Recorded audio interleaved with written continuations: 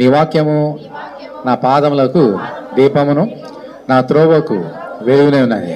Thy word is a lamp unto my feet and a light unto my path.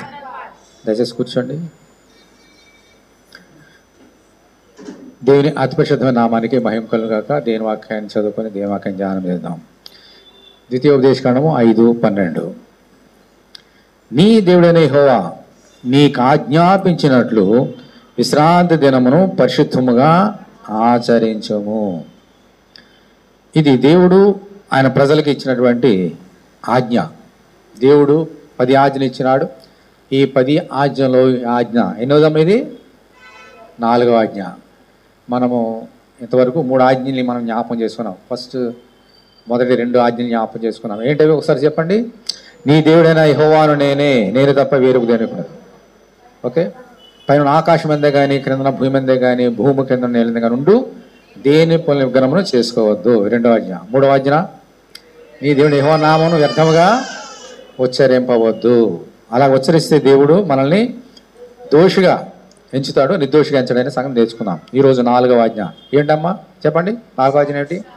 విశ్రాంతి దినము పరిశుద్ధముగా జ్ఞాపకం ఉంచుకో. మరి ఏమన్నాడు? అక్కడ శాశ్వతమైన మాట పలికినాడు చూడండి మోషే ద్వారా. నీ దేవుడైన యెహోవా. ఈ యొక్క అన్ని ఆజ్ఞలు ఇచ్చింది ఎవరమ్మా? మన దేవుడైన యెహోవా. మరి ఇంకా 4వ ఆజ్ఞ చూడండి ఏమంటున్నాడు. నీ దేవుడైన యెహోవా. తర్వాత ఏమన్నాడమ్మా? నీకు ఆజ్ఞాపించినట్లు. అంటే 10 ఆజ్ఞలు ఆయన ఆజ్ఞాపించాడు, 4వ ఆజ్ఞ కూడా ఆయన మనకి ఈరోజు ఏం చేస్తున్నాడమ్మా? ఆజ్ఞాపిస్తున్నాడు. ఆజ్ఞ అంటే ఏంటి తెలుసా? ఆజ్ఞ అంటే దండనతో కూడుకున్నది, శిక్షతో కూడుకున్నది. ఆజ్ఞ ఎప్పుడైతే వ్యక్తి తప్పిపోతాడో వెంటనే ఏమొస్తుందమ్మా? ఒక శిక్ష, పనిష్మెంట్. అది ఆజ్ఞ. సలహా వేరు, చెప్పడం వేరు, హెచ్చరిక వేరు. కానీ ఇది ఆజ్ఞ. ఆజ్ఞ అంటే ఖచ్చితంగా ప్రతి వారు కూడా పాటించవలసిందే. అది గవర్నమెంట్ వారు కానీ మనుషులు కానీ మన ఆజ్ఞలు పెట్టారనుకోండి, మనంతా భయపడిపోయి చేస్తాం. అమ్మా పలానా రోజుకల్లా మీరు రండి అంటే వెళ్ళిపోతాం. అంటే మన ఏదన్నా మన పెన్షన్ కానీ లేదంటే కార్డ్స్ కానీ వెళ్ళాలంటే టైం పెడతారు వాళ్ళు, ఆ టైంలోకి వెళ్తాం. లేకపోతే శిక్ష ఏంటి? మనకి జరగదు, పని జరగదు. మరి మనుషులు చేసినటువంటి ఆజ్ఞలు మనం తప్పిపోతేనే మనకి ఎంత శిక్ష అయితే, దేవుడు ఇచ్చిన ఆజ్ఞలు తప్పిపోతే మనకెంత శిక్ష కదా. దేవుడిచ్చిన ఆజ్ఞలు మనం ఏమాత్రమో తప్పిపోకూడదు. తప్పిపోతే మనకేమొస్తుందమ్మా? శిక్ష. అందుకని అంటున్నాడు, నేను నీకు ఆజ్ఞాపించినట్లు విశ్రాంతి దినమును పరిశుద్ధ దినముగా ఆచరించినట్లు ఆచరించము. ఇక్కడ నిగ్రహకాండం ఇంకో మాట ఉందా, చదివిస్తా తర్వాత. ద్వితీయోపదేశకాండంలో ఏమంటున్నాడు? నేను నీకు ఆజ్ఞాపిస్తున్నాను నీ దేవుడైన యెహోవా అని. ఈ యొక్క విశ్రాంతి దినమును పరిశుద్ధముగా ఆచరించము. ఓకే. విశ్రాంతి దినం అంటే ఏమిటి? ఏ రోజు విశ్రాంతి దినము? ఏ రోజు? ఆదివారమా? కాదు, శనివారం. శనివారం అనేది విశ్రాంతి దినము, ఆదివారం కాదు. మరి ఆదివారం మనం ఎందుకు వస్తున్నాం ఇక్కడ? అది ఆఖరి నేర్చుకుందాం. ఇది ఇజ్రాయేల్ ప్రజలకు ఆయన ఇచ్చినటువంటి ఆజ్ఞ. ఓకే. ఎందుకు విశ్రాంతి దినమును అంటున్నాడు ఆయన? దానికి గల కారణాలు ఏమిటి? ఇవన్నీ మనము ఒకసారి పరిశీలి చేసుకోవాలి. మొట్టమొదటిగా 16వ అధ్యాయము 23వ వచనం. అందుకు అతడు యెహోవా చెప్పిన మాట ఇది. అంటే అతడు ఎవరము? మోషే. రేపు విశ్రాంతి దినము, అది యెహోవాకు ఏమంటామా? పరిశుద్ధమైన విశ్రాంతి దినము. దేవుడు మోషే ద్వారా ప్రజలు చెప్తున్నాడు, రేపు విశ్రాంతి దినము. ఎందుకనది? ఆ విశ్రాంతి దినం ఎవరిదంటది? నీ దేవుడైన యెహోవాకు పరిశుద్ధమైన విశ్రాంతి దినము.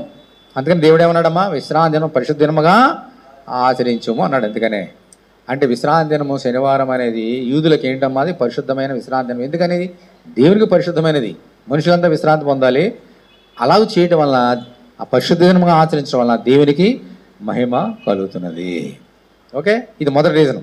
చెప్పండి, ఎందుకు విశ్రాంతి దినమును ఆజ్ఞాపించమని ప్రభు చేయమని ఆచరించమని? ఈ విశ్రాంతి దినం ఎవరికి పరిశుద్ధమైనది? మనుషులుగా దేవునిగా? దేవునికి పరిశుద్ధమైనది. Number 1 reason. 2వ రీజన్ చూద్దాం చూడండి. ద్వితీయోపదేశకాండము 5వ అధ్యాయము. ద్వితీయోపదేశకాండము 5వ అధ్యాయం. ఇక్కడ మనము 13వ వచనాన్ని చదువుతున్నాం చూడండి. ఇందాక ఏమన్నాడు? 12వ వచనంలో నీ దేవుడైన యెహోవా నీకు ఆజ్ఞాపించినట్లు విశ్రాంతి దినమును పరిశుద్ధంగా ఆచరించు. ఎందుకని అది దేవునికి పరిశుద్ధమైనది కాబట్టి. ఎలాగో 6 దినములు నువ్వు కష్టపడి నీ పని అంతా చేయవలను, 7వ దినము నీ దేవుడైన యెహోవాకు విశ్రాంతి దినము. నీ దేవుడైన యెహోవాకు ఏంటమ్మా మళ్ళీ అది విశ్రాంతి దినము. దానిలో నీవైనను, నీ కుమారుడైనను, నీ కుమార్తెనను, నీ దాసులైనను, నీ దాసినను, నీ ఎద్దైనను, నీ గాడిదైనను, నీ పశువులు ఏదైనను, నీ ఇంట్లో ఉన్న పరదేశీ అయినను ఏ పని చేయకూడదు. ఎందుకంటే నీ వలె నీ దాసులను నీ దాసియను విశ్రమింపవలను. 15 వచనం చూడండి, 15 వచనం. కారణం, నీవు ఐగుప్తు దేశమందు దాసుడివై ఉన్నప్పుడు నీ దేవుడైన యెహోవా బాహుబలము చేతను చాచిన చేతి చేతను నిన్ను అక్కడ నుండి రప్పించినని జ్ఞాపకము చేసుకొనుము. అందుచేతను విశ్రాంతి దినము ఆచరింపవలని నీ దేవుడైన యెహోవా నీకు ఆజ్ఞాపించను. ఈ 4వ వచనం ఎందుకు ఆజ్ఞాపిస్తాడంట? ద రీజన్ చెప్పేశాడు 15వ వచనంలో. మీరు ఒకప్పుడు ఎక్కడ ఉన్నారమ్మా? దాసులుగా ఉన్నారు ఐగుప్తు దేశంలో. అయితే ఎలా తీసుకొచ్చాడు? బాహుబలం చేత అనేక అద్భుత కార్యాలు, ఆశ్చర్యకార్యాలు చేసి బయటికి తీసుకుని వచ్చాడు.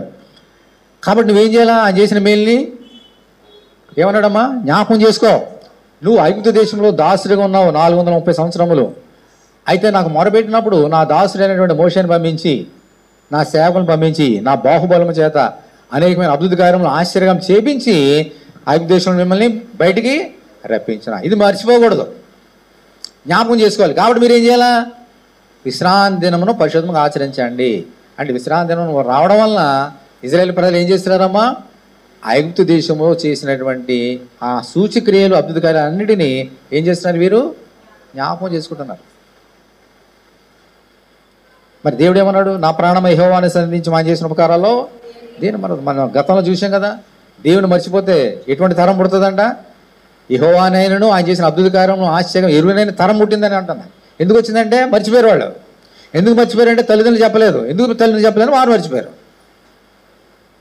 అందుచేత మనందరం కూడా దేవుడు చేసిన ఏ మేలు కూడా మనం మర్చిపోవద్దు. ఇజ్రాయేల్ చాలాసార్లు మర్చిపోయారు. ఎలా మన తరం నేర్చుకుంది ఇవన్నీ కూడా. కానీ ఇప్పుడు నేర్చుకోవాలి. విశ్రాంతి దినమును పరిశుద్ధంగా ఎందుకు ఆచరించమన్నాడు? రీజన్స్ నేర్చుకోవాలి. మొదటిది నేను చెప్పానమ్మా, అది యెహోవాకు పరిశుద్ధమైన దినము. రెండవది, ఆయన బాహుబలము చేత రప్పించాడు కాబట్టి ఆయన చేసిన మేలును మీరు దేనిని మర్చిపోకుండా ఉండడానికి విశ్రాంతి దినం ఆచరించండి, దేవుని మందిరం వచ్చి ఆరాధన చేయండి అని చెప్పేసి ఆ ప్రజలందరికీ మరి దేవుడు మోషే ద్వారా చెప్పినాడు. రెండవ రీజన్. తర్వాత ఇంకా రీజన్స్ ఏమన్నాయా? యెహెజ్కేలు గ్రంథం తీయండి, 20వ అధ్యాయం. యెహెజ్కేలు గ్రంథము 20వ అధ్యాయము. యెహెజ్కేలు గ్రంథము 20వ అధ్యాయం 12వ వచనం చదువుతున్నాను చూడండి. మరియు యెహోవానగు నేనే వారిని పవిత్రపరచువాడనని వారు తెలుసుకున్నట్లు నాకును వారికి మధ్య విశ్రాంతి దినములను వారికి సూచనగా నేను నియమించి తిని. సూచన అంట దేవునికి మనుషులకి. ఎందుకని? దేనికి సూచన? నేనే వారిని పరిశుద్ధపరచువాడని. చూడండి ఏముంది అక్కడ 12వ వచనం. యెహోవానగు నేనే వారిని పవిత్రపరచువాడనని. పవిత్రపరచడం పరిశుద్ధపరచడం ఒకటే. వారిని పవిత్రపరచువాడను నేనే, పరిశుద్ధపరచువాడను నేనే. అందుకని నేను విశ్రాంతి దినములు నేను నియమించా. కాబట్టి ఒక వ్యక్తి ఇజ్రాయేలు విశ్రాంతి దినం దేవుని మందిరానికి వచ్చి ఆరాధిస్తున్నాడంటే అది దేవునికి పరిశుద్ధమైనది అని లోకానికి సాక్ష్యం చెప్తున్నాడు. రెండవది, ఐగుప్తు దేశంలో చేసినటువంటి ఆ యొక్క అద్భుత కార్యాలని జ్ఞాపకం చేసుకుంటున్నాడు. మూడవది, మమ్మల్ని మా అపవిత్రత నుండి, మా పాపం నుండి రక్షించేవాడు ఈయన తప్ప వేరొక దేవుడు మాకు లేడు, ఈయన మా పాపం రక్షించేవాడు అని జ్ఞాపకం చేసుకుంటున్నారంట. అందుకని విశ్రాంతి దినం పెట్టమన్నాడు దేవుడు, ఆచరించమన్నాడు దేవుడు, జ్ఞాపకం చేసుకున్నాడు దేవుడు. ఇప్పుడు మనందరం కూడా దేవుని మందిరకు వస్తున్నామంటే మనల్ని రక్షించేవాడు ఎవరమ్మా? మనుషుడు ఎవరున్నాడా? ఎవరున్నారు? ఇక్కడ ఏముంది చూడండి. భూ దిగంతముల నివాసులారు నా వైపు చూసి రక్షణ పొందుడి, దేవుడు నేనే, మరి ఏ దేవుడును లేడు, ఏ దేవుడును రక్షించలేడు. ఏ దేవుడు మన అపవిత్ర నుండి పవిత్రులుగా మార్చలేరు. దేవుడు మన దేవుడని యెహోవా యేసుక్రీస్తు తప్ప. కాబట్టి విశ్రాంతి మందిరానికి వచ్చి అవన్నీ ప్రభువా ఏం చేయాలి? మన ప్రార్థన చేయాలి. ప్రభువా మమ్మల్ని పవిత్రపరచు, మన పరిశుద్ధంగా మార్చు అని ప్రార్థన చేసినప్పుడు మన ప్రార్థన ఆలకించి మనల్ని ఏం చేస్తాడైనా పవిత్రపరిచేవాడు. ఎక్కడ చేయాలి? ఇంటి దగ్గర కూర్చొనా చేయాలి, ఇంటి దగ్గర ప్రార్థన చేయాలి. కానీ ముఖ్యంగా ఎక్కడ చేయాలా? దేవుని మందిరానికి వచ్చి ప్రార్థన చేసినప్పుడు. ఇది పరిశుద్ధమైన దేవుని మందిరం కాబట్టి. ఇదంటే ఇది కాదు, లోకల్గా మొత్తం యూనివర్సల్గా పరిశుద్ధ దేవుని మందిరం కాబట్టి అక్కడ పరిశుద్ధమైన దేవుడు, విశ్రాంతి దినం పరిశుద్ధమైనది ఆయనది కాబట్టి మనుషుల్ని ఏం చేస్తాడు, ఆయన పవిత్రంగా మారుస్తాడు. అందుకని జ్ఞాపకం చేసుకోమన్నాడు. ఇది విశ్రాంతి దినం, దానికి సూచన. దేనికి సూచన? దేనికి సూచన? దేవుడు మనుషులను పవిత్రపరచేవాడని చెప్పడానికి సూచన. గుర్తుపెట్టుకోండి, మర్చిపోతున్నారు. తర్వాత ఇంకేమని చూడండి, అదే అధ్యాయము 20 వచనం. 20 నేను మీ దేవుడినైనా యెహోవానని మీరు తెలుసుకున్నట్లు ఆ విశ్రాంతి దినములు నాకును మీకును మధ్యను సూచనగా ఉండును. మళ్ళీ ఏమన్నాడు? 12వ వచనం ఏమన్నాడమ్మా? ఆ దినం నాకు సూచన అన్నాడు. మళ్ళీ ఇంకో సూచన చెప్తున్నాడు. ఏంటి ఈ సూచన? మీ దేవుడైన యెహోవానని మీరు తెలుసుకున్నట్లు ఆ విశ్రాంతి దినములను నాకును మీకును మధ్యను సూచన ఉండను. మరి మొదటి ఆజ్ఞ ఏంటమ్మా? నీ దేవుడైన యెహోవా అని నేను అన్నాడు కదా. ఇది మనం తెలుసుకోవాలంటే ఇంటి దగ్గర కూర్చుంటే తెలుసుకోలేం. ఏం చేయాలా? దేవుని మందిరానికి రావాలి. ఇజ్రాయేల్ అందరూ కూడా దేవుని మందిరానికి వచ్చి ఆ రోజు దేవుని గణపరచడం వలన వారు ఏం నేర్చుకుంటారంట? యెహోవాయే దేవుడు, ఈయన తప్ప వేరొక దేవుడు లేడు, ఆయన పరిశుద్ధమైన దేవుడు, అనేక అద్భుత కార్యాలు వ్యక్తులు చేసిన దేవుడు, ఇప్పుడు చేసే దేవుడు, మనల్ని పవిత్రపరిచే దేవుడు. ఇవన్నీ కూడా విశ్రాంతి దినమును ఆచరించడం వలన దేవునికి సూచనగా ఉన్నది. ఆ విశ్రాంతి దినము దేవునికి గణపరుస్తున్నారు. అందుకని అన్నాడు ఆయన, విశ్రాంతి దినమును పరిశుద్ధ దినముగా ఆచరించము. ఆచరించడం అంటే 2 మీనింగ్స్ ఉన్నాయి. లోకంలో ఆచారాలు చాలా ఉన్నాయి. గత వారం చూసినాం. ఏమిటి ఆచారాలు అమ్మా? మనుషులు కల్పించిన పద్ధతులు, దైవోపదేశమని వ్యర్థంగా ఆరాధిస్తారు బోధించి. అది ఆచరించడం అంటే. మనుషులు కల్పించిన పద్ధతులను ఆచరించడం వేరు, దేవుడు చెప్పిన మాటల్ని ఆచరించడం వేరు. అందుచేత ఈ తేడా మనం తెలుసుకోవాలి. తర్వాత ఇంతకీ రీజన్స్ నేర్చుకున్నాం మనందరం కూడా, ఎందుకు కార్యం చేయమన్నాడని. ఇప్పుడు దేవుడు ఏం చేశాడు ఒక కార్యం చూద్దాం. ఆదికాండం తీయండి. ఆదికాండము 2వ అధ్యాయము. ఆదికాండము 2వ అధ్యాయం 1వ వచనం. ఆకాశమును భూమియు వాటిలో ఉన్న సమస్త సమూహమును సంపూర్తి చేయబడను. దేవుడు తాను చేసిన తన పని 7వ దినంలోగా ఏం చేశాడమ్మా? సంపూర్తి చేసి తాను చేసిన తన పని అంతటి నుండి 7వ దినమున విశ్రమించాను. కాబట్టి దేవుడు ఆ 7వ దినమును ఆశీర్వదించి పరిశుద్ధపరిచను. ఏలైనగా దానిలో దేవుడు తాను చేసినట్టు సృజించినట్టు తన పని అంతటి నుండి విశ్రమించాను. మనుషులకు ఈ విశ్రాంతి దినమును ఆచరించడని చెప్పడానికి ముందుగా దేవుడు కార్యం చేశాడు. ఏంటమ్మది? దేవుడు సృష్టి అంతటిని మనం ఆదికాండం 1వ అధ్యాయం చదివితే 6 దినాల్లో మొత్తం సర్వ సృష్టిని ఆయన సృష్టించాడు. సూర్యచంద్ర నక్షత్రాలని, సముద్రాల్ని, వెలుగుని, ఇవన్నీ సృష్టించాడు. భూమి మీద ఉన్నటువంటి సకలమైనటువంటి జంతువులను, సముద్రంలో ఉన్నటువంటి సకలమైన జీవరాశులు అన్నింటిని కూడా, ఆకాశం, పక్షులు, వీటన్నిటిని సృష్టించి 7వ దినం ఆయన ఏం చేశాడమ్మా? విశ్రమించాడంట. రెస్ట్ తీసుకున్నాడు ఆయన. రెస్ట్ చేసి తీసుకొని ఏమన్నాడు దాన్ని? మళ్ళీ అక్కడ ఏమన్నా చూడండి. రెస్ట్ తీసుకొని ఉట్టనే రెస్ట్ తీసుకోలేదు ఆయన. ఒక మాట అన్నాడు. ఏమన్నాడు? 3వ వచనం. 7వ దినంలో పూర్తి చేసి తాను చేసిన పని అంతా 7వ దినం విశ్రమించి 3వ వచనం ఏముంది? కాబట్టి దేవుడు ఆ 7వ దినమును ఆశీర్వదించి పరిశుద్ధ పరిచయం. ఆ రోజు ఆయన విశ్రాంతి తీసుకొని ఆ రోజు 7వ దినం నందు దాన్ని ఆశీర్వదించి పవిత్రపరిచాడంట. ఎందుకని ఆయన పవిత్రపరచుకోవడానికి నేర్చుకున్నాం కదా, పరిశుద్ధపరచుకోవడానికి నేర్చుకున్నాం కదా. ఇది దేవుడు చేసిన కార్యం. 7వ దినం ఆయన విశ్రమించాడు కాబట్టి ఆయన బిడ్డలు కూడా చెప్తున్నాడు, నేను ఎలాగూ 6 దినములు కష్టపడి సృష్టిని సృష్టించిన తర్వాత 7వ దినం ఎలాగ రెస్ట్ తీసుకున్నానో మీరు కూడా 6 దినం పనిచేసి 7వ దినం మీరేం చేయాలమ్మా? దేవుని మందిరానికి వచ్చి దేవుని ఆరాధన చేయండి, విశ్రమించండి. ఇంకా చాలా క్లిష్టమైనటువంటి ఆజ్ఞనిచ్చాడు ఆయన. ఏ పని చేయవద్దు, అలా వంట చేసుకోవద్దు, అంత కష్టమైనటువంటి పనులు చెప్పాడు ప్రభు. అందుచేత ఈ యొక్క ఆజ్ఞ దేవుడు చెప్తున్నాడు మనుషులకి, ఆయన బిడ్డలకి విశ్రాంతి దినమును పరిశుద్ధ దినముగా ఆచరించమని. ఇంకా కొన్ని మాటలు నేర్చుకుందాం చూడండి. నిర్గమకాండము 31వ అధ్యాయం చూడండి. నిర్గమకాండము 31వ అధ్యాయం. నిర్గమకాండము 31:12. మరియు యెహోవా మోషేతో ఇట్లనెను, నీవు ఇశ్రాయేలుతో నిజంగా మీరు నేను నియమించిన విశ్రాంతి దినములను ఆచరింపవలను, మిమ్మల్ని పరిశుద్ధపరచు యెహోవాను నేను తెలుసుకున్నట్లు అది మీ తరతరములకు నాకును మీకును గుర్తుకొను. ఇవన్నీ మనం నేర్చుకున్నాం. ఇప్పుడు 14వ వచనంలో ఏమో చూడండి. కావున మీరు విశ్రాంతి దినమును ఆచరింపవలను, నిశ్చయముగా అది మీకు పరిశుద్ధము. దానిని అపవిత్రపరచువాడు తన ప్రజల నుండి కొట్టివేయబడను. ఇంకేమన్నాడు చూడండి, 6 దినములు పని చేయవలచును, 7వ దినము యెహోవాకు ప్రతిష్ఠితమైన విశ్రాంతి దినము. ఆ విశ్రాంతి దినమున పనిచేయు ప్రతి వాడును తప్పక మరణశిక్ష నొందును. ఇశ్రాయేలు తమ తరతరములకు విశ్రాంతి దినాచారమును అనుసరించి ఆ దినమును ఆచరించాలని చెప్పి ఆకనేమన్నాడమ్మా, అది నిత్య నిబంధన. మీరు నిత్యం అంటే ఎప్పుడు మర్చిపోవద్దు. ఇంకా చెప్పాను కదా, ఆజ్ఞ అంటే ఏమిటి? దండనతో కూడుకున్నది. ఆజ్ఞ తప్పిపోతే ఏమొస్తుందమ్మా? శిక్ష. ఇప్పుడు ఆయన ఏం చెప్తున్నాడు? వేసేటువంటి శిక్ష. ఎంత కఠినమైనటువంటి మాట చెప్పాడు. మళ్ళీ ఒకసారి చెప్తానండి, మళ్ళీ చూడండి, మీకు అర్థమవుతుంది. చూడండి, ఇంత కఠినమైన చెబుతూ అది తప్పిపోతే మీకు శిక్ష అంటున్నాడు. 14వ వచనం, కావున మీరు విశ్రాంతిని ఆచరింపవలను, నిశ్చయముగా అది మీకు పరిశుద్ధము. తర్వాత ఏమందమ్మా, దానిని అపవిత్రపరచువాడు తన ప్రజల నుండి కొట్టాడు. ఎందుకని? దేవుడేమో పరిశుద్ధపరుస్తున్నాడు విశ్రాంతి దినాన్ని, వచ్చిన మనుషులందరినీ పవిత్రపరుస్తున్నాడు. ఏ మనుషుడైనా దాన్ని అపవిత్రపరిస్తే అటువంటి వ్యక్తిని దేవుడు ఏం చేశాడంటమ్మా?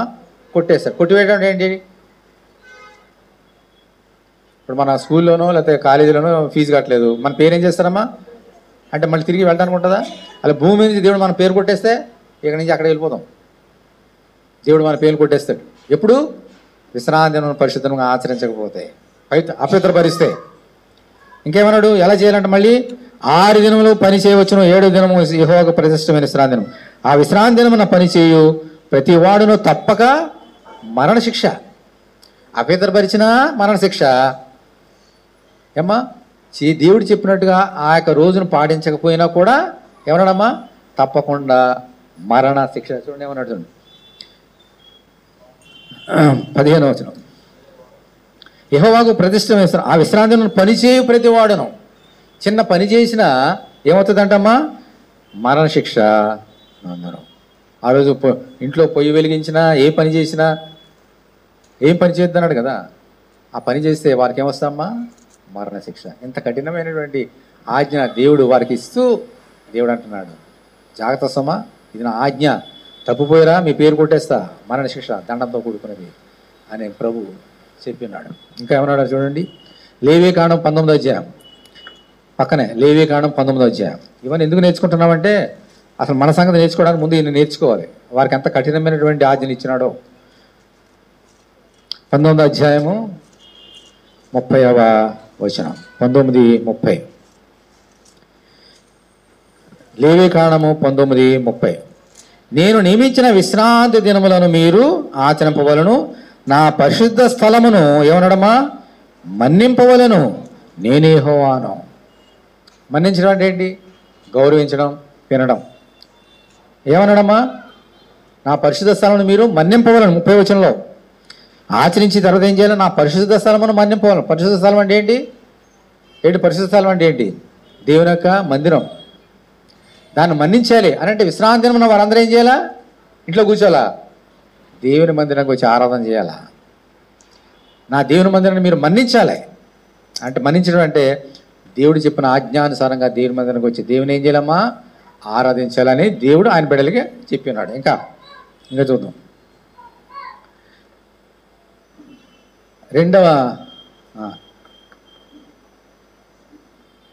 ఇదే లేవీకాండం 26వ అధ్యాయం చూడండి, 26వ అధ్యాయం.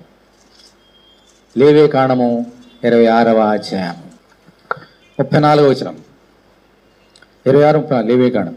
మీరు మీ శత్రువుల దేశంలో ఉండగా మీ దేశము పాడై ఉన్న దినములన్నీ అది తన విశ్రాంతి దినములను అనుభవించును. అది పాడై ఉండు దినములన్నీ అది విశ్రమించును. మీరు దానిలో నివసించినప్పుడు అది విశ్రాంతి కాలంలో పొందకపోయిన విశ్రాంతిని అది పాడై ఉండు దినములలో అనుభవించును అని దేవుడు చెప్పినాడు. ఎందుకు చెప్తున్నాడు అంటే ఎవరైనా సరే దేవుడు చెప్పినటువంటి మాటలు గనక ఆచరించకపోతే దానికి శిక్ష అని చెప్పాను కదమ్మా. ఎటువంటి శిక్ష? 2వ దినవృత్తాంతం చూడండి, 2వ దినవృత్తాంతంలో 36వ అధ్యాయం 21వ వచనం చూడండి. ఏమంత అక్కడ 20వ వచనం చెప్తున్నాను. 20వ వచనం, ఖడ్గము చేత హతులు కాకుండా తప్పించుకున్న వారిని అతడు బబులోనుకు తీసుకుని పోయాను. రాజ్యము పారసీకుల దగ్గర వరకు వారు అక్కడనే ఉండి అతనికి అతని కుమారుకు దాసులేరు. ఇప్పుడు చూడండి 21వ వచనం, ఇర్మియా ద్వారా పలకబడిన యెహోవా మాట నెరవేరుటకై విశ్రాంతి దినమును దేశం అనుభవించే వరకు ఇది సంభవించను. దేశము పాడుగానున్న 70 సంవత్సరముల కాలము అది విశ్రాంతి దినమును అనుభవించెను. ఇప్పుడు మనందరం ఒక మాట నేర్చుకోబోతున్నాం. ఇందాక మనం చదువుకున్నాం కీర్తన 126 కీర్తనలో. ప్రభు చెరలో నుంచి రప్పించినప్పుడు ఏట చెర, ఇదే చెర. విశ్రాంతి దినం పరిశుద్ధముగా ఆచరించమని చెబితే ఇజ్రాయేలు పరిశుద్ధమైన వారు ఆచరించలేదు. కాబట్టి దేవుడు ఏం చేశాడమ్మా? లేవీ కానీ చెప్పిన రీతిగా నేను చెప్పిన మాట వినలేదు కాబట్టి ఇర్మియా ద్వారా ప్రవక్త చెప్పినాడు, మీరు పొండి, విశ్రాంతి దినంలో మీరు ఆచరించలేదు కాదు, ఈ దేశంలో ఉండకుండా మీరు పొండి అని చెప్పేసి నెబుకద్నెజరు అనేటువంటి బబులోను చక్రవర్తిని తీసుకుని వచ్చి వీరందరినీ ఏం చేశాడమ్మా? బబులోను దేశానికి తీసుకుని వెళ్ళిపోయినాడు. అక్కడ 70 సంవత్సరాలు ఉన్నారు. అక్కడ 70 సంవత్సరాలు. ఈ 70 సంవత్సరాలు విశ్రాంతి దినంలో ఇది అనుభవించిందంట దేశం. ఎందుకని? వారు ఏ తప్పు చేశారో ఆ తప్పును సరిదిద్దడానికి 70 సంవత్సరాలు శిక్ష దేవుడు వారు విధించాడు. అది భూమి సంబంధమైన కానీ దేవుని యొక్క మందిరం సంబంధించింది కానీ 70 సంవత్సరాలు విశ్రాంతి పొందింది వారు చేసిన తప్పుకి శిక్ష. అందుకే వీరందరూ బానిసలుగా ఐగుప్తు దేశాలలో బానిసలు ఉన్నారు. మళ్ళీ తిరిగి వారిని బబులోను దేశానికి బానిసలుగా పంపేశాడు. ఎందుకని? కారణం ఏంటి? వారు విశ్రాంతి దినంలో పరిశుద్ధముగా ఆచరించడం మర్చిపోయారు కాబట్టి. మరణశిక్ష ఎంతమంది చచ్చిపోయారు? ఆ చెరలోకి మనబుకేతను తీసుకెళ్ళినప్పుడు ఎంతోమంది చనిపోయినారు. ఎంతోమంది చనిపోయారు. అక్కడ భరించలేక ఆ వాతావరణం భరించలేక అనేక మంది చచ్చిపోయినారు. ఆ తర్వాత ఏం జరిగిందమ్మా? 70 సంవత్సరాలు అయిపోయిన తర్వాత మళ్ళీ తిరిగి వచ్చారు. వచ్చి వాగ్దాన దేశంకి వచ్చారు. వచ్చి చక్కని మందిరాన్ని కట్టుకున్నారు. చుట్టూ యెరూషలేము ప్రాకారం కట్టుకున్నారు. కట్టుకున్నప్పుడు వచ్చినటువంటి నెహెమ్యా ద్వారా కట్టబడింది అది. ఆయన ఏమన్నాడు? ఒక నోట్లోంచి ఏమన్నాడు చూడండి. తర్వాత మన సంగతి మనకు అర్థమవుతాయి. నెహెమ్యా గ్రంథము 13వ అధ్యాయం. నెహెమ్యా గ్రంథము 13వ అధ్యాయం 13, 16. తూరు దేశస్థులను కాపురముండి యెరూషలేములోను విశ్రాంతి దినంలో యూదులకును చేపలు మొదలైన నానావిధ వస్తువులను తెచ్చి అమ్ముచుండిరి. అంతటా యూదుల ప్రధానులు నేను ఎదురాడి విశ్రాంతి దినం నిర్లక్ష్య పెట్టి మీరెందుకు ఈ దుష్కారము చేయుదురు? మీ పితరులు ఇట్లు చేసి దేవుని వద్ద నుండి మన మీదకిని ఈ పట్టణస్థుల మీదకిని కీడు రప్పింపలేదా? అయితే మీరు విశ్రాంతి దినం నిర్లక్ష్య పెట్టి ఇజ్రాయేల్ మీదకి కోపం మరి అధికంగా రప్పించున్నారని చెప్పి తిని, మరియు విశ్రాంతి దినమును ముందు చీకటి పడినప్పుడు యెరూషలేము గుమ్మములను మూసివేయవలననియు విశ్రాంతి దినము గడిచే వరకు వాటిని తీయకూడదనియు నేను ఆజ్ఞాపించదని, మరియు విశ్రాంతి దినమున ఏ బరువైన లోపల రాకుండా గుమ్మముల యొద్ద నా పనివారిలో కొందరిని కావలించిరి ఉంచి తిని. ఇప్పుడు చూడండి 20వ వచనం. వర్తకులను నానా విధములైన వస్తువులను అమ్మువారును 1-2 మార్లు యెరూషలేము అవతల బస చేసుకొనగా నేను వారిని గద్దించి వారితో ఇట్లాంటిని, మీరు గోడ చాటున ఎందుకు బస చేసుకుంటుని? మీరు ఇంకొకసారి ఇలాగో చేసినట్లా మేము పట్టుకుందునని చెప్పి తిని అప్పటి నుండి విశ్రాంతి దినమున వారు మా తిరిగి రాలేదు. ఏం జరిగింది ఇక్కడ? 70 సంవత్సరం మనుషుల యొక్క సైకాలజీ చూడండి. 70 సంవత్సరం దేవుడు వారిని శిక్షించాడా? అనేక కొట్టివేశాడా? అనేక చనిపోయారా? మళ్ళీ తిరిగి వచ్చారు. దేవుని యొక్క మాట ఇర్మియా ద్వారా పలకడం మాట నేరవాడు మళ్ళీ వచ్చారు. దేవుని మందిరం కట్టుకున్నారు. కానీ ఇప్పుడైనా విశ్రాంతి దినం ఆచరించాలి కదా. ఏం చేస్తున్నారంటమ్మా? నెహెమ్యా ఏం గద్దించాడు వారిని? విశ్రాంతి దినం రాగానే తూరు దేశస్తున్నారంట. వారికి వీడికి అమ్మడానికి కొన్ని సరుకులు తెచ్చేవారు. ఏం సరుకులు ఉన్నాయో అక్కడ? చేపలు తెచ్చారంట. విశ్రాంతి దినం వండుకొని తినండి అని చేపలు తెచ్చి విశ్రాంతి దినం వండుకొని బాగుంటుంది, ఇంట్లో ఉంటారు కదా, బాగా రుచికరంగా ఉంటాయి వండుకొని. అలాగే నానా విధమైన వస్తువులు తెచ్చారంట. వీళ్ళు ఏం చేసేవారు? ఆ చేపలు వండుకొని తినడానికి చేయడానికి గబగబా వెళ్ళి కొనుక్కొని తెచ్చుకొని విశ్రాంతి దినం మళ్ళీ అపవిత్రం చేయడం ప్రారంభించారంట. అప్పుడు నెహెమ్యా వీరిని గద్దించాడు. ఎవరిది చేపలు నానా విధమైన వస్తువులు తీసుకొస్తున్నారు వారిని గద్దించి ఇంకొకసారి విశ్రాంతి దినం వచ్చి మీరు అమ్మారా, మిమ్మల్ని జైల్లో పెడతానని చెప్తే భయపడి అప్పుడు మానేశారు. చూసారా? ఇప్పుడు మన ఇంతవరకు చెప్పింది మళ్ళీ ఒకసారి రిపీట్ చేస్తున్నాను. ఎందుకు దేవుడు నీతో మాట చెప్తున్నాడు వినండి. ఇప్పుడు మనుషులు ఎంత బలహీనలో నేర్చుకుందాం. దేవుడిచ్చిన 10 ఆజ్ఞలో 4వ ఆజ్ఞ విశ్రాంతి దినం పరిశుద్ధంగా ఆచరించండి అని. ఎందుకనంటే రీజన్స్ కూడా చెప్పేశాడు ఆయన. నేను 7వ దినమైనా విశ్రమించున్నాను, దాన్ని నేను పవిత్రపరుచున్నాను. వీళ్ళ చేయటం వలన నేను నాది, ఈ దినము నాది, పరిశుద్ధమైన దిని దేవుడిది అని నేర్చుకుంటారు. నేను చేసిన అద్భుత కార్యాలను జ్ఞాపకం చేసుకుంటారు. మిమ్మల్ని పవిత్రపరిచేవాడు నేనే తెలుసుకుంటారు. అమ్మా కాబట్టి మీరు ఈ కార్యం చేయండి అని దేవుడు చెప్పినప్పుడు వారు చేయలేదు. పైగా చేయకపోతే మిమ్మల్ని శిక్షిస్తా, కొట్టేస్తా, చంపేస్తా, మరణ శిక్షణ విధిస్తా, తరిమేస్తా అని చెప్పినా కూడా వారు చేయలేదు. వెళ్ళిపోయారు. 70 సంవత్సరాలు శిక్ష విధించాడు. తిరిగి వచ్చారు. ఇప్పుడు కానీ మారారా మనుషులు? మారలేదు. తిరిగి తప్పు చేస్తుంటే మళ్ళీ ఆ యొక్క సేవకుల ద్వారా దేవుడు వారిని గద్దిస్తూనే ఉన్నాడు. దేవుడు ఎన్నిసార్లు మనుషులకు చెప్పినా వారు మారరు. దేవుడు సైతాన్ని ముద్ర చేశాడు అంతే. అమ్మా అది చేయొద్దు, చేస్తూనే ఉంటుంది. బాబు చేయొద్దు, చేస్తూనే ఉంటాడు. లక్షాలు చెప్పు, చేస్తూనే ఉంటాడు, చేస్తూనే ఉంటుంది. ఇది మనుషులకు బలహీనత.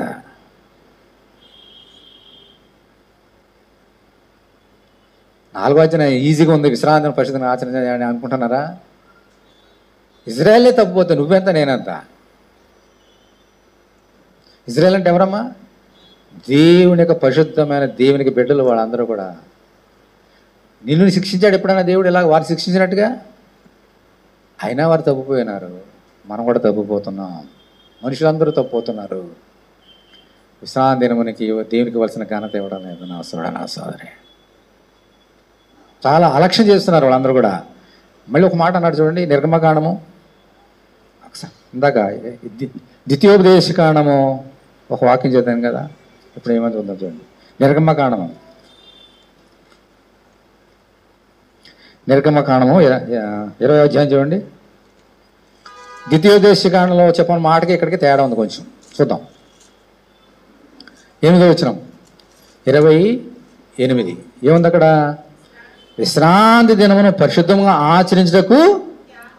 అక్కడ ద్వితీయోపదేశం అలా లేదు, విశ్రాంతి దినమును పరిశుద్ధంగా ఆచరించుము అని ఉంది అక్కడ ద్వితీయోపదేశకాండంలో. కానీ ఇక్కడ నిర్గమకాండంలో దేవుడు ఏం చెప్పాడమ్మా? విశ్రాంతి దినం పరిశుద్ధంగా ఆచరించుటకు, దినంగా ఆచరించుటకు జ్ఞాపకం ఉంచుకో అన్నాడు. ఎందుకన్నాడు? మర్చిపోతున్నాం కాబట్టి. మనుషులు మర్చిపోతారు కాబట్టి జ్ఞాపకం పెట్టుకుంటున్నాడు. మన 10 సార్లు బాబు జ్ఞాపకం చేసుకొని ఎందుకంటే మర్చిపోయిన గుర్తుపెట్టుకోవాలని అన్నాం కదా. మర్చిపోతే చెప్తాం బాబు జ్ఞాపకం చేసుకొని. ఇజ్రాయేల్ అందరూ తప్పిపోయారు, మర్చిపోయారంట. అందుకని ప్రభు అన్నాడు జ్ఞాపకం ఉంచుకోండి. అయినా కూడా మనుషులు తప్పిపోయారు, అందుకని దేవుడు వారిని శిక్షించాడు. ఏ విశ్రాంతి దినాన్ని ఆచరించడానికి వారి దేవుని మందిరము దేవుడు వారికి సొలొమోను ద్వారా ఇచ్చినాడో ఆ దేవుని మందిరాన్ని కూడా దేవుడు ఏం చేశాడమ్మా? అగ్నితో కాల్చేశాడు. నువ్వు నా మందిరాన్ని మీరు ఆచరించడం లేదు, పరిశుద్ధంగా ఆచరించలేదు, మీకెందుకే మందిరం అని నెబుకద్నెజరు వచ్చి దాన్ని కాల్చేశాడు, బూడి చేసేసాడు. ఆ తర్వాత నెహెమ్యా వీళ్ళందరూ వచ్చి మళ్ళీ కట్టారు, మళ్ళీ చేసిన తప్పులే. ఈరోజు దుస్థితి ఏంటంటే అక్కడ చూడండి, ఆ దేవుని మందిరం లేదు, అక్కడ ఏముంది? అక్కడ అన్యులు దొక్కుతున్నారు గడప. అక్కడ మనుషులు మారరు. ఈ రోజుకి దేవుడు పాదం మోపిన, యేసుక్రీస్తు పాదం మోపిన ఆ స్థలం మందు వేరే వాళ్ళు అక్కడ వాళ్ళు ఆరాధించడానికి వాళ్ళ మందిరం కట్టుకున్నారు అక్కడ. అందుకని ఈరోజు కూడా కొట్లాడలు ఇజ్రాయెల్లో యుద్ధాలు ఎందుకు జరుగుతున్నాయి? దానికోసమే, ఆ స్థలం కోసమే. ఇజ్రాయెల్ ఏం చేశారు? దాన్ని పడగొట్టి వీరు కడదామని వీరు, మా దాన్ని ఎందుకు పడగొడతామని వారు. యుద్ధాలు జరుగుతున్నాయి అప్పటి నుంచి ఇప్పటి వరకు. ఈరోజు కూడా ఇజ్రాయెల్ దేశం చుట్టూ ఉన్న ప్రజలందరూ కూడా ఇజ్రాయెల్ దేశానికి దండెత్తున్నారు. ఎందుకంటే ఆ స్థలం మాదని వారు, లేదు మా పితరులు మాకు సొలొమోను దావీదు మాకు ఇచ్చాడు, అబ్రహాము ఇస్సాకు యాకోబు దేవుడు అని వీరు. ఈ యుద్ధము నేటి వరకు మారలేదు, ఎందుకంటే మనుషులు మారరు కాబట్టి. దేవుడు చెప్పిన మాట వినుంటే ఇజ్రాయెల్కి దుస్థితి వచ్చి ఉండదా? దేవుడు చెప్పిన మాట వినలేదు కాబట్టి వారికి దుస్థితి. చూసారా? ఎప్పుడో 5000 సంవత్సరాల క్రితము మోషే ద్వారా ఇచ్చాడు దేవుడు అనుకుంటున్నారా? Even today they are reaping the consequences. వారు చేసే తప్పులకి శిక్ష ఈరోజు కూడా అనుభవిస్తున్నారు. దేవుని వాక్యం తప్పుకోదా, దేవుని వాక్యం తప్పుకోదా. అక్కడికి వెళ్తే ఇప్పుడు ఏముంటుందమ్మా? ఆ గోడ కనబడుతుంది అంతే. చెప్పాను చాలాసార్లు, యెరూషలేం వెళ్తే ఆ మందిరం కనబడదు, ఒక గోడ కనబడుతుంది అంతే, సొలొమోను కట్టిన ఆ గోడ. అక్కడికి వెళ్ళి ఏడుస్తూ వినపాలని ఆ గోడ సందులో పెడతారు, వినపాలన్నీ కూడా.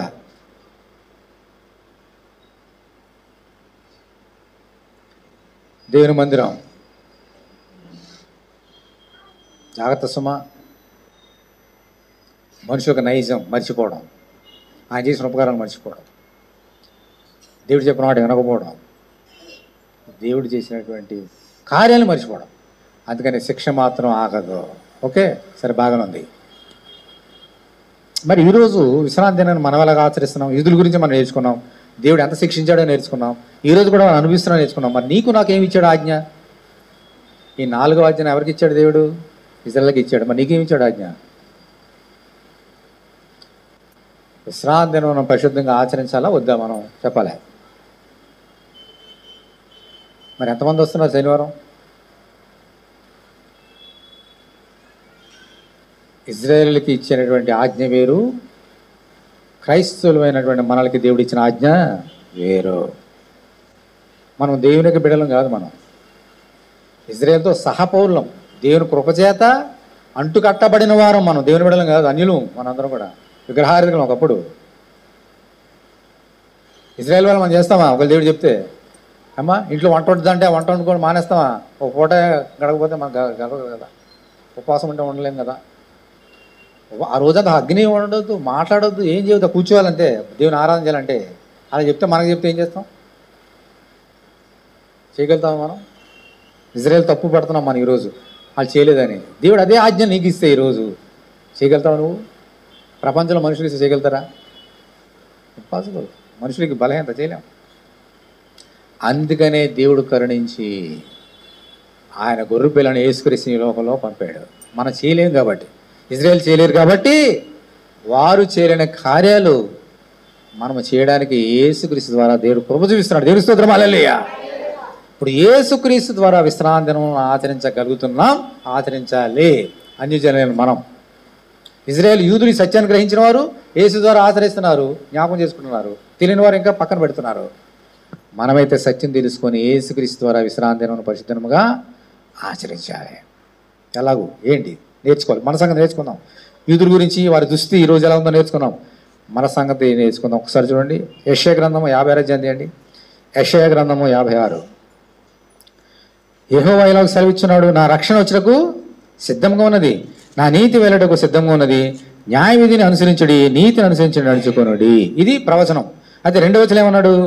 నేను నియమించిన విశ్రాంతిను అపవిత్రపరచకుండా దానిని అనుసరించుచు ఏ కీడు చేయకుండా తన చేతిని బిగబట్టు వాడు ధన్యుడు, ఆ ప్రకారం చేసి దానికి రూఢిగా గైకొను నరుడు ధన్యుడు. ఇలా మనం చేయగలుగుతామా? మొదటి వచనంలో ప్రవచనం, మీకు రక్షణ వస్తుంది. ఎప్పుడు వస్తుంది? రెండవ వచనంలో, నేను నియమించిన విశ్రాంతిని అపవిత్రపరచకుండా ఆచరిస్తే, ఏ కీడు చేయకుండా మీరు చేస్తే మీకు ఆశీర్వాదం. మనుషుడు సహజమా? ఏ కీడి ఆ విశ్రాంతి దినాల్లో కీడు ఎక్కువ జరుగుతుంది. విశ్రాంతి దినంలో అపవిత్రపరచడం అనేది ఆ రోజే. ఈదులంతా కూడా విశ్రాంతిని అపవిత్రపరిచారు, కీడు చేశారు ఎక్కువగా. అందుకని వారికి ఏం రాలేదమ్మా? రక్షణ రాలేదు. బలు అర్పిస్తున్నారు, విశ్రాంతిని ఏదో చెప్పడుగా చేస్తున్నారు, కానీ వారికి రక్షణ అనేది దూరం ఉంది. ఎందుకంటే యేసుక్రీస్తు అన్న వారు విశ్వాసం ఉంచలేదు, ఆచారబద్ధంగా చేస్తున్నారు అంతా కూడా. ఓకే, తర్వాత ఏమో చూడండి, ఆమోసు గ్రంథం తీయండి ఒకసారి. ఆమోసు 8వ అధ్యాయం 5వ వచనం. తూము చిన్నదిగాను రూపాయి ఎక్కువదిగాను చేసి దొంగ త్రాసు చేసి మనము ధాన్యము అమ్మునట్లు అమావాస ఎప్పుడే పోనో, మనము గోధుమలను అమ్మకము చేయనట్లు విశ్రాంతి దినము ఎప్పుడు గతించిపోనో అని చెప్పుకొని వాళ్ళారా,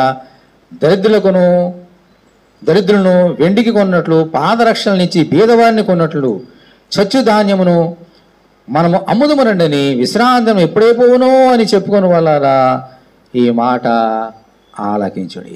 వీరంతా కూడా విశ్రాంతిని ఆచరించారంట. అలాగే ఏమన్నాడైనా? విశ్రాంతంలో ఏం కొనొద్దు, ఏం చేయవద్దు, వంట వండొద్దు, ఏ వ్యాపారం చేయొద్దు అన్నీ చేసేవారు. మానేసేవారంట. మానేసి కూర్చొని ఏం చేసేవారంట?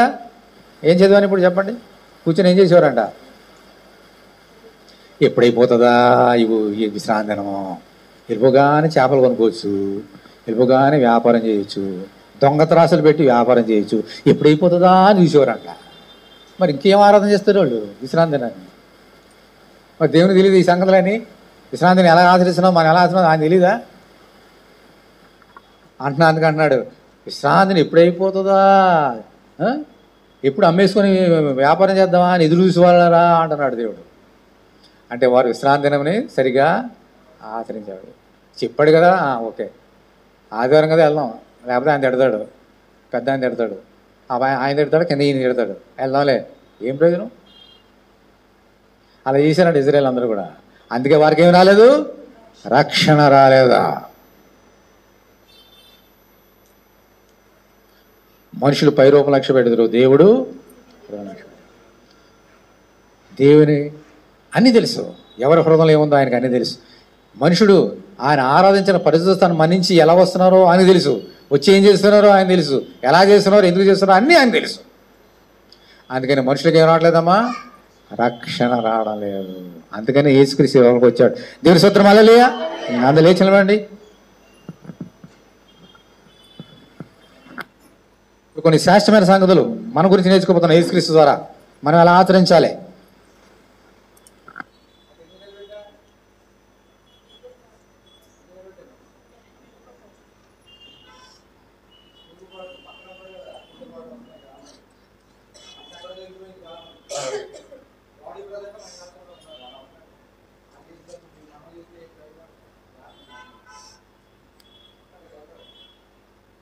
దేవుని స్తోత్రం. మత్తయి సువార్త 12వ అధ్యాయం. మత్తయి సువార్త 12వ అధ్యాయం మొదటి వచనం చదువుతున్నాను, చాలా జాగ్రత్తగా వినండి. మత్తయి 12:1. ఆ కాలమందు యేసు ఏ దినానమ్మా ఏ దేవుడు ఏ విశ్రాంతి గురించి చెప్పాడో ఆ విశ్రాంతి దినమున పంట చేలో పడి వెలిచుండగా ఆయన శిష్యులు ఆకలి కొని వెన్నెలు గురించి తినసాగిరి. పరిశీలత చూచి ఇదిగో విశ్రాంతి దినమున చేయకూడదని శిష్యులు చేస్తున్నారని ఆయనతో చెప్పగా ఆయన వారితో ఇట్లనను, తానును తనతో కూడా ఉన్న వారును ఆకలి కొని ఉండగా దావీదు చేసిన దాని గురించి మీరు చదువులేదా? అతడు దేవుని మందిరంలో ప్రవేశించి యాజకులే తప్ప తానైనను తనతో కూడా ఉన్నవారును తినకూడని సముఖపు రొట్టెలు తినను. మరియు యాజకులు విశ్రాంతి దినమున దేవాలయంలో ప్రవేశించి విశ్రాంతి దినమును ఉల్లంఘించి నిర్దోషులు ఉన్నారని మీరు ధర్మశాస్త్రం చదవలేదా? ఇప్పుడు చూడండి 6వ వచనంలో, దేవాలయము కంటే గొప్పవాడు ఇక్కడ ఉన్నాడని మీతో చెబుతున్నాను. దేవుని స్తోత్రం హల్లెలూయా. మరియు కనికరమునే కోరుచున్నాను కానీ బలిని నేను కోరును అని వాక్యభావం మీకు తెలుసుంటే నిర్దోషులను దోషులను తీర్పు తెచ్చుకుపోదురు. కాగా మనిషి కుమారుడు విశ్రాంతి దినమునకు ప్రభువే ఉన్నాడనను. దేవుని స్తోత్రం హల్లెలూయా. ప్రభు 2 మాటలు చెప్పాడు, చాలా జాగ్రత్తగానండి. ప్రభు విశ్రాంతి దినమున నడుచుకుంటూ వెళ్తున్నాడంట. ఆ రోజు ఏం చేయాలి? ఎవరు ఏం చేయకూడదు. శిష్యులు ఏం చేస్తున్నారంట? పంట చేయాలంటే ఆ వెన్నులు ఉంటాయి కదా, ఆకలేసి తినేస్తున్నారంట. మరి వీళ్ళు పెద్దవాళ్ళందరూ వచ్చి విశ్రాంతిని చేయకూడదు, మీ శిష్యులు ఎందుకు చేస్తున్నారు అంటే మీరేం చేయట్లేదు, విశ్రాంతిని పరిశుద్ధంగా ఆచరించట్లేదు, నువ్వేం దేవుడివి, నువ్వే రక్షకుడివి అని ఎగతాళి చేస్తున్నారంట. ఎవరిని ఎగతాళి చేస్తున్నారమ్మా? ఆ 10 ఆజ్ఞలు ఇచ్చిన దేవుడు ఈయనే కదా. ఆ తప్పిపోయింది ఎవరు? వాళ్ళు. శిక్ష విధించింది వారికి. ఇప్పుడు యేసుక్రీస్తుకే వాళ్ళు వంకలు పెడుతున్నారు. ఏకలకి బిగుతుంటారు, కోడిగుడికి అలా చేస్తున్నారు వీళ్ళు. ఏమన్నారమ్మా? విశ్రాంతిని ఎందుకు ఆచరించలేదు మీరు? వాళ్ళు ఆచరించారా? ప్రభు 2 మాటలు చెప్పాడు అక్కడ, దేవాలయం కంటే గొప్పవాడుకున్నాడు. దేవుని స్తోత్రం హల్లెలూయా. మీరు దేవుని మందిరానికి వెళ్ళిపోయి ఆరాధన చేస్తున్నారు కదా, సొలొమోను బలి కట్టేయాలనుకుంటున్నారు కదా, హేరోదు బలి కట్టేయాలనుకుంటున్నారు కదా, ఆ దేవాలయం కంటే గొప్పవాడు ఇక్కడ ఉన్నాడు. ఎవరమ్మైనా? యేసుక్రీస్తు. దేవుని స్తోత్రం హల్లెలూయా. ఈ ప్రపంచంలో ఎన్ని దేవాలయాలు ఉన్నాయో ఇప్పుడు కూడా ఆయన కోట్లు పెట్టి కడుతున్నారు చర్చెస్. 100 కోట్లు కాదు, 50 లక్ష కోట్లు పెట్టి కట్టినా అవి గొప్పవి కాదు. ఎవరు గొప్పవారు? యేసే గొప్పవాడు. అది జనాలు తెలియలేదు. ఇంత కట్టేషంలో భలే ఉంది అనుకుంటారు. దేవాలయం కంటే గొప్పవాడు యేసుక్రీస్తు. 2వది ఆకనేమన్నాడమ్మా? విశ్రాంతి దినమునకు ప్రభు ఎవరంట? యేసుక్రీస్తు. మనుషులు కాదు, అక్కడ యాజకులు కాదు, దేవుని శాఖలు మేం కాదు. విశ్రాంతి దినమునకు ప్రభు ఎవరు? యేసుక్రీస్తు. ఓకే, ఇప్పుడు సీక్రెట్ చెప్తున్నాడు యేసయ్య వారికి. నేను ఆచరించట్లేదుగా, తినేస్తున్నా కదా అంటున్నారు కదా. విశ్రాంతి దినం మీరు అనుకున్నటువంటి దేవుని మందిరం గొప్పవాడు నేను. విశ్రాంతి దినానికి ప్రభు ఎవరో మీకు తెలీదు, నేనే. ఆ విశ్రాంతిని ఆచరించాలని మీకు చెప్పింది ఎవరు? నేనే. మీకు తెలియట్లేదు అంటే యేసు చెప్పిన మాట వింటే మనుషులందరూ ఏం చేస్తున్నారమ్మా? విశ్రాంతి దినాన్ని ఆచరించినట్టే. వీళ్ళందరూ తింటున్నారు, యేసుక్రీస్తుని ఆచరిస్తున్నారా, పూజిస్తున్నారా లేదు? వాళ్ళు నమ్ముకున్నారా లేదు దేవునిగా? సమస్తం విడిచిపెట్టి యేసునే నమ్ముకున్నారు కదా. అంటే యేసు నమ్ముకునటం వలన యేసుక్రీస్తు ద్వారా ఇజ్రాయేల్ కంటే ఘనంగా విశ్రాంతిని ఆచరించింది ఎవరమ్మా? ఈ శిష్యులు. అంటే ఈరోజు దేవుడిచ్చిన 4 ఆజ్ఞలు నువ్వు పాటించాలని అంటే ఎవరి ద్వారా చేయగలుగుతావు? ఇది నీ వల్ల కాదు, నా వల్ల కాదు. ఎవరి వల్ల? యేసు వలన. కాబట్టి యేసుని శ్వాసం ఉంచితే దేవుడిచ్చిన ఆజ్ఞలను నువ్వు పాటించగలుగుతావు. ఆ శిష్యులు అంతే చేశారు. మనం ఇంకోసారి అడిగాడు ఆయన, మరి విశ్రాంతి దినంలో మీరు కీడు చేయడం ధర్మమా అమ్మా, మంచి చేయడం ధర్మమా, కీడు చేయడం ధర్మమా అంటే వాళ్ళు కూడా అదే అన్నారు. విశ్రాంతి దినం మంచి చేయాలా కీడు చేయాలమ్మా? మంచి చేయాలి. విశ్రాంతి ఒకటేనా? ఏ రోజైనా మనం మంచి చేయాలా? ఏ రోజు కూడా మన కీడు ఆవిడ చేసినంత ఎంత ప్రతిరోజు వాళ్ళు చేసింది ఏంటి? కీడు. వీరొచ్చి ప్రభుతో మాట్లాడుతున్నారు, మనం వాళ్ళకు ఉండదు. ఓకే, ఇప్పుడు మనము ఇంకో శ్రేష్టమైన సంగతి చెప్తున్నాం. ఇప్పుడు చెప్పండి, విశ్రాంతి దినం కంటే గొప్పవారు ఎవరమ్మా? యేసయ్య. దేవాలయం కంటే గొప్పవారు ఎవరు? ఎందుకండి దేవాలయానికైనా విశ్రాంతి దినానికైనా ప్రభు ఎవరు? యేసయ్య. మరి వారికి శనివారం పెట్టాడు, మనకేమో పెట్టాడు? ఏ రోజు పెట్టాడు మనకి? ఎందుకు ఆదివారం పెట్టాడు? మరి నీకు ఎందుకు పెట్టలేదు శనివారం? మనకి ఎందుకు పెట్టలేదు? రెండు రోజులు పెట్టేసి అయిపోతుంది ఈజీ కదా. వాళ్ళకి మనకి ఎందుకు పెట్టాడు ఆదివారం? నీకు ఆదివారం పెట్టాడా? మరి ఎందుకు వచ్చావు ఆదివారం నువ్వు? ఇప్పుడు తెలుసుకోవాలొద్దా? నేర్చుకున్నాం. బెనిసోదం హల్లెలూయా. కూర్చోండి. యోహాను సువార్త 20వ అధ్యాయం. యోహాను సువార్త 20. యేసుక్రీస్తు వచ్చాడు, విశ్రాంతి దినం ఆచరించట్లేదని ఇజ్రాయేల్ ఏం చేశారమ్మా? యేసుక్రీస్తుని సినిమా చంపేశారు. ఇతడు విశ్రాంతి దినమును ఆచరించలేదని వీళ్ళందరూ కూడా యేసుక్రీస్తు చంపేశారు. చంపేసి సమాధి చేశారు. 3 దినాలు ఎక్కడున్నాడు ఆయన? సమాధిలో ఉన్నాడు. ఇప్పుడు ఏం జరిగింది చూడండి. 20వ అధ్యాయం 1వ వచనం. ఆదివారమున ఇంకను చీకటిగా ఉన్నప్పుడు మగ్దలేనే మరియా పెందలగడ సమాధి వద్దకు వచ్చి సమాధి మీద ఉండిన రాయి తీయబడినట చూచాను. గనుక ఆమె పరిగెత్తుకొని సియోని పేతునొద్దకును యేసు ప్రేమించిన ఆ మరొక శిష్యునొద్దకును వచ్చి ప్రభువును సమాధిలో నుండి ఎత్తుకొని పోయి ఆయనను ఎక్కడ ఉంచిరో ఎరుగమని చెప్పాను. కాబట్టి పేతురును ఆ శిష్యుడును బయలుదేరి సమాధి వద్దకు వచ్చి వారిద్దరు కూడి పరిగెత్తుచుండగా ఆ శిష్యుడు పేతురు అంటే త్వరగా పరిగెత్తి ముందుగా సమాధికి వచ్చి వంగి నారి బట్టలు పడి చూచాను, కానీ అతడు సమాధిలో ప్రవేశింపలేదు. ఇప్పుడు బాగానుంది. ఇప్పుడు 11వ వచనం చూడండి. అయితే మరియా సమాధి బయట నిలిచి ఏడ్చుచుండెను. ఆమె ఏడ్చుచూ సమాధిలో వంగి చూడగా తెల్లని వస్త్రములు ధరించిన 2 దేవదూతలు యేసు దేహము ఉంచబడిన స్థలములో తలవైపున ఒకడును కాళ్ళవైపున ఒకడును కూర్చుండట కనబడను. వారు అమ్మా ఎందుకు ఏడ్చున్నావని ఆమెను అడుగగా ఆమె నా ప్రభువుని ఎవరు ఎత్తుకొని పోయి ఆయన ఎక్కడ ఉంచిరో నాకు తెలియలేదని చెప్పాను. ఆమె మాట చెప్పి వెనుకతట్టు తిరిగి యేసు నిలిచిండ చూచిన కానీ యేసు అని గుర్తుపట్టదు. యేసు అమ్మా ఎందుకు ఏడ్చున్నావు, ఎవరిని ఎదుగుచున్నావు అని ఆమెను అడుగు. ఆమె ఆయన తోటమాలనుకుని అయ్యా నీవు ఆయనను మోసుకొని పోయిన ఎడలా ఆయన ఎక్కడ ఉంచుతావో చెప్పుము, నాతో చెప్పుము, నేను ఆయన ఎత్తుకొని పోతున్నానని చెప్పాను. యేసు ఆమెను చూచి మరియా అని పిలిచాను. ఆమె ఆయన వైపు తిరిగి ఆయనను హెబ్రీ భాషలో ఏమందమ్మా రబ్బూని అని పలికాను. ఆ మాటకు బోధకుడని అర్థం. యేసు ఆమెతో నేను ఇంకా తండ్రి దగ్గరికి ఎక్కిపోలేదు కనుక నన్ను ముద్దు పెట్టుకొనవద్దు, ముట్టుకొనవద్దు.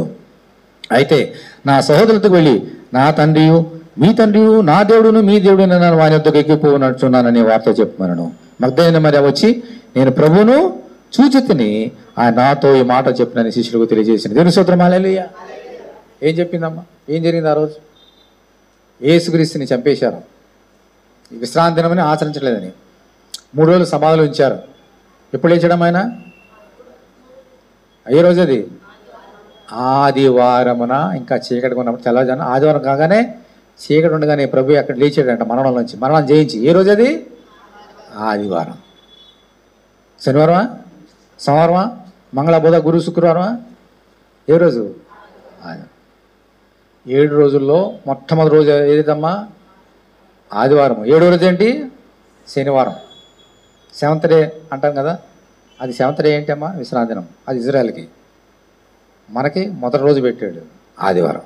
ఎందుకనంటే యేసు చనిపోయి తిరిగి లేచింది ఆయన విశ్రాంతి దినం. చనిపోయాడు ఆయన, లేచింది మాత్రము ఆదివారాన్ని లేచాడు. దేవుని స్తోత్రం హల్లెలూయా. ఇప్పుడు నీవు నేను ఆదివారం ఎందుకు వస్తున్నావు ఇప్పుడు నేర్చుకోండి. ఆదివారం లేచాడు. ఒకవేళ యేసు కనుక చనిపోయి తిరిగి లేచి ఉండకపోతే నీకు నాకు రక్షణ వచ్చేది కదా. అక్కడ 56వ అధ్యాయంలో యెషయా మీకు రక్షణ వచ్చుతున్నది, ఫ్యూచర్ టెన్స్. అది ఎప్పుడు నెరవేరింది? యేసు పుట్టినప్పుడు నెరవేరలేదు, చచ్చిపోయినప్పుడు నెరవేరలేదు, సమాధులు నెరవేరలేదు. ఎప్పుడు నెరవేరింది? తిరిగి లేచుడు ద్వారా. అందుకని ఈరోజు ఆదివారం వస్తున్నాం మన మందిరానికి. అర్థమైందా? శనివారం రాకలేదు, మనం ఆదివారం రావాలి. ఎందుకంటే నిన్ను రక్షించడానికి, నిన్ను పవిత్రపరచడానికి, దేవుని యొక్క మార్గంలో నడిపించడానికి నీ కొరకు చనిపోయి రక్తాన్ని కార్చి సమాధి చేయబడి తిరిగి లేచింది ఆదివారమున. అప్పుడు మరియా సంతోషించింది ఆయన చూసి. ఈరోజు మనం దేవుని మందిరానికి ఆదివారం వచ్చినప్పుడు మరిగు కనబడేటువంటి యేసే నీకు నాకు కనబడతారు. ఎప్పుడు ఈ సత్యాలన్నీ గ్రహించినప్పుడు. ఇది ఆదివారం వచ్చింది కదా వెళ్ళిపోతుంటే కనబడ్డా ఆయన, పాటలు పాడేద్దాం కనబడ్డు, వాక్యం చెప్పేద్దామంటే నేను చెప్పేసా కనబడ్డు. నాకు సత్యం గ్రహించాలి.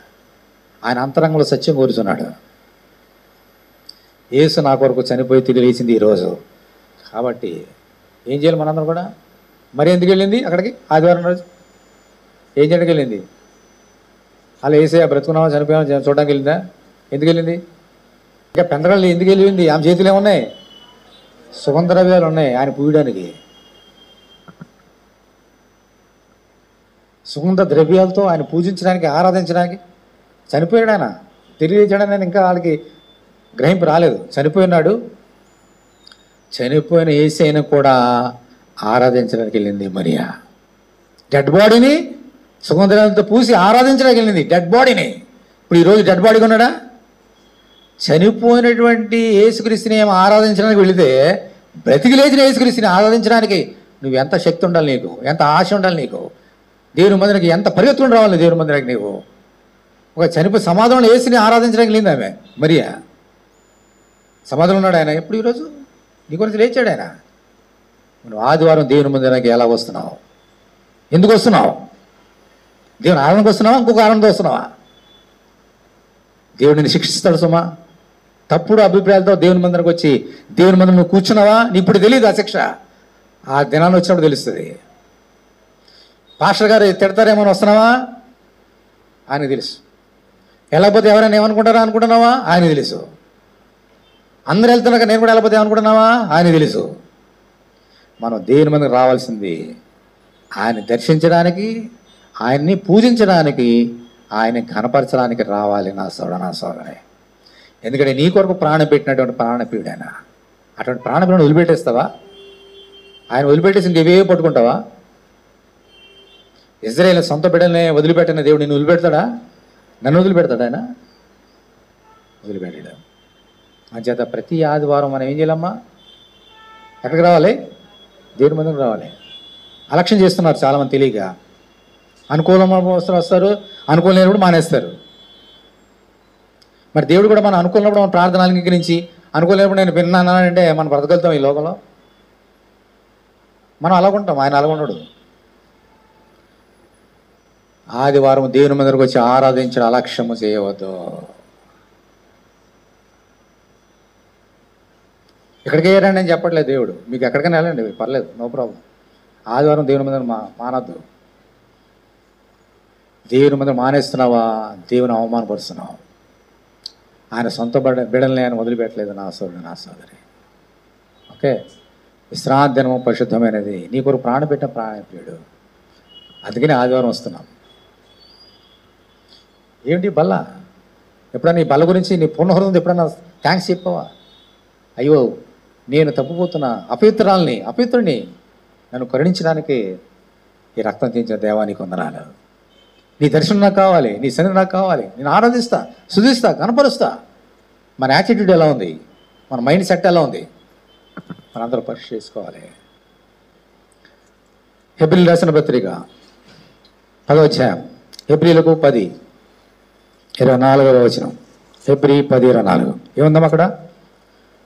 కొందరు మానుకొనుచున్నట్టుగా సమాజము కూట మానవద్దు, ఒకరినొకడు హెచ్చరించు, ఆ దినము సమీపించడం మీరు సూచన కొలది మరి ఎక్కువగా అలాగ చేయొచ్చు. ప్రేమ చూపుటకును సత్కారం చేయుటకును ఒకరినొకడు పురుగొల్పోవాలని ఆలోచిద్దాము. కొందరు మానుకున్నట్టుగా మీరు సమాజం కూడటం మానుకోవద్దు. అంటే కొందరు ఏం చేస్తున్నారు? సమాజం కూడటం ఏంటి? దేవుని మందిరకు వచ్చి ఆరాధన కొందరు మానేస్తున్నారు. అలాగ మీరు ఉండొద్దు. ఆదివారం మీది కాదు, నీ కొరకు చనిపోయి తిరిగి లేచినటువంటి యేసయ్యది. కాబట్టి కొందరు తెలియక మానేస్తున్నారు. మీరు మానొద్దు. వెళ్ళండి, దేవుని మందిరికి వెళ్ళండి, ఆరాధించండి. మీ పనులు పక్కన పెట్టండి. 1 గంట 2 గంటలు చేసుకోండి, తర్వాత మీరు పనులు చేసుకోండి. అమ్మా, వాళ్ళకేమో 24 గంటలు అలా పొయ్యి వెలిగించొద్దు. ఇజ్రాయేల్కి మనకేం చెప్తున్నాడు? 1 గంట రండి, 1 గంట 2 గంటలు. అయినా రారు. వాళ్ళకి 24 గంటలు పెట్టి నీకెంత పెట్టాడమ్మా?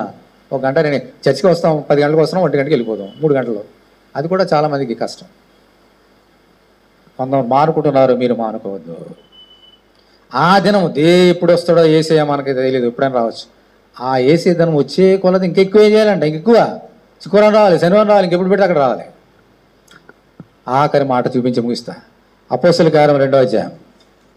పేతురు ప్రసంగం చేసినప్పుడు దేవుని ఆత్మ ద్వారా అనేక మంది ప్రభు చనిపోయి తిరిగి లేచిన తర్వాత ప్రభు ఎంత గొప్పవాడో నేర్చుకున్నారు. అప్పుడు ఏమన్నాడు చూడండి 40వ వచనంలో, ఇంకను అనేక విధములైన మాటలతో సాక్ష్యం ఇచ్చి మీరు మూర్ఖులకు ఈ తరం వారికి వేరే రక్షణ పొందులేని వారిని హెచ్చరించాను. 41వ వచనం, కాబట్టి అతని వాక్యము అంగీకరించిన వారు ఏం చేశారమ్మా, బాప్తిసం పొందిరి. దేవుని స్తోత్రం, హల్లెలూయా.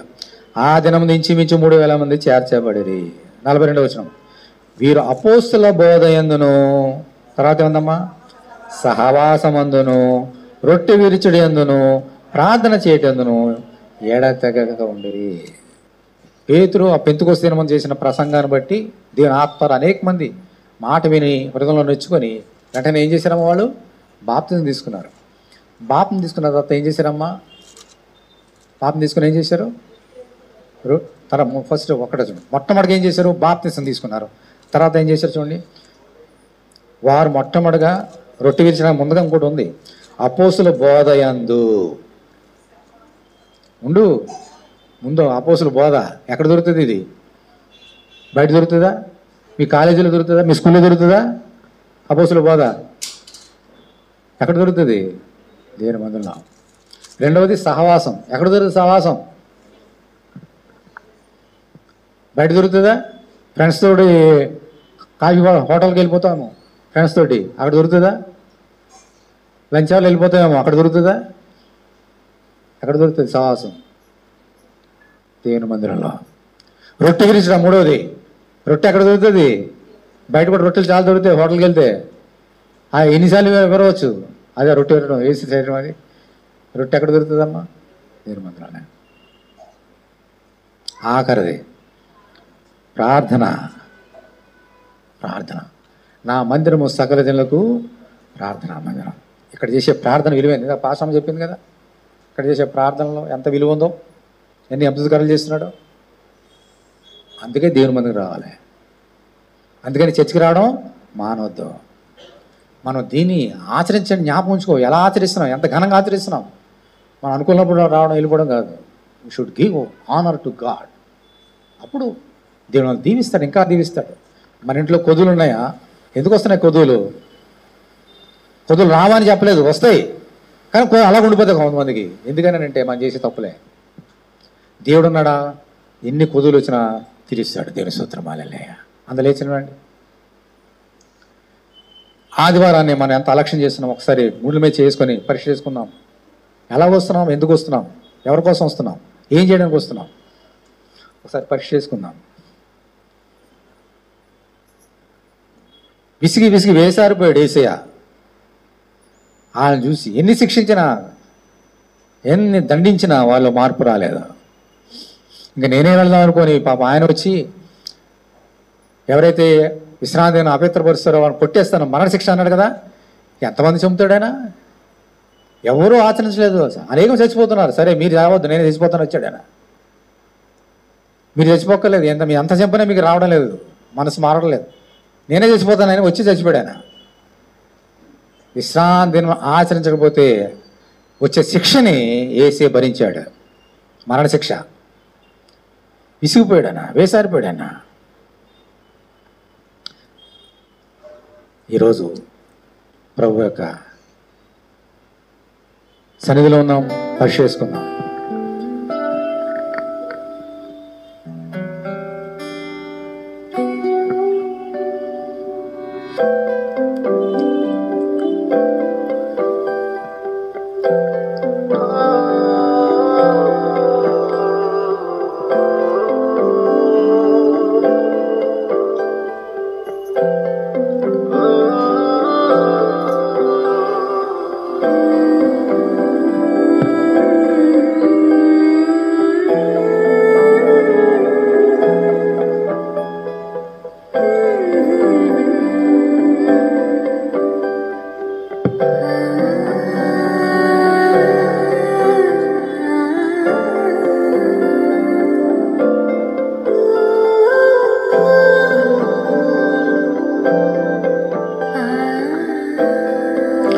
ముందుగా చేయబోతున్నాం. ప్రభు ధ్యానం చేద్దాం. వేసారిన మనసే ఊగెనే, చేజారిన స్థితికి చేరనే, ఏ గాయమైన మానదే, నాకున్న బలము చాలదే,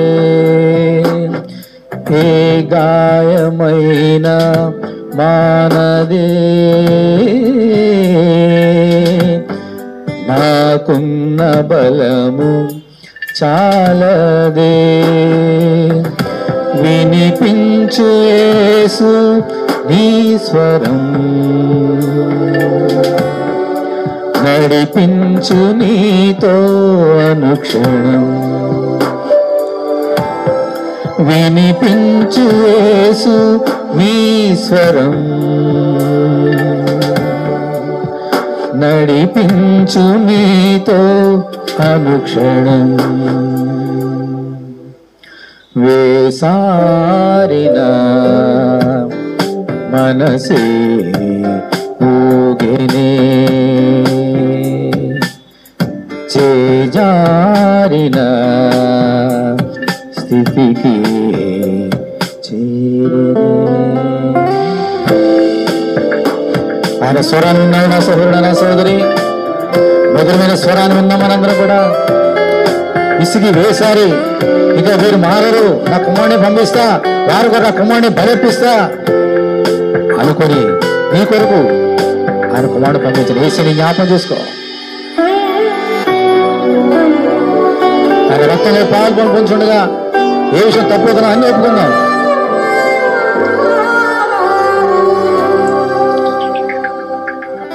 కోరినాను శ్రేయమైన నీ ప్రేమనే, తాళలేను లేశమైన నీ కోపమే, భారము మోపకే లోపము చూడకే, ఎన్నడూ నీ కృపా దూరము చేయకే. వేసారిన మనసే ఊగెనే, చేజారిన స్థితికి చేరనే. ఇదిగో దీని వల్ల చేతులు చాపి నేను పిలుస్తున్నాడు, రండి నా రక్తంలో కడుక్కోండి. మీ గురించి నా ప్రాణాన్ని అర్పించా. దేవుడు విధించిన శిక్షని, మన శిక్షని మీ తల మీద తీసివేయడానికి ముండ్ల కిరీటం ధరించి రక్తం కార్చా. మిమ్మల్ని కొట్టివేయకుండడానికి నేను కొట్టబడ్డా, కొరడా దెబ్బలు తిన్నా. నీ కొరకే నా సోదరు.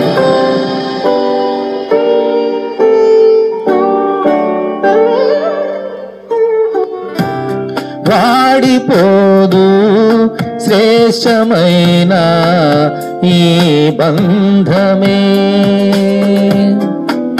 వీడిపోదు ఆదరించే నీ స్నేహమే, తోడుగా ఉండునే త్రోవను చూపునే, చీకటి కమ్మిన క్షేమము పంపునే. వేసారిన మనసే ఊగినే, చేజారిన స్థితికి చేరనే, ఏ గాయమైన మానదే, నాకున్న బలము చాలదే, ఏ గాయమైన మానదే, నాకున్న బలము చాలదే. వినిపించు యేసు మీ స్వరం, నడిపించు మీతో అనుక్షణం. వినిపించు యేసు నీ స్వరం,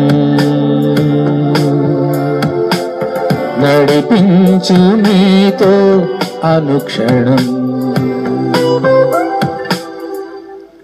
వేసారిన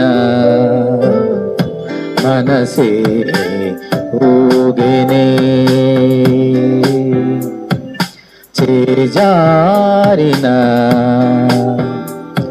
స్థితికి చేరనే.